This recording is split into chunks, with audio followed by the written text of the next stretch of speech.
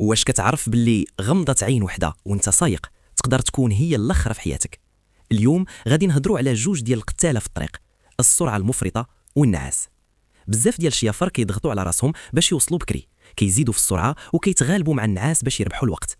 ولكن الحقيقه هي انك كتغامر بحياتك وبحياه الناس اللي معاك. النعاس ما كيشاورش، فاش كيهجم عليك راه الدماغ كيتبلوكا، والثانيه اللي كتغمض فيها عينك يقدر يوقع فيها ما لا يحمد عقباه.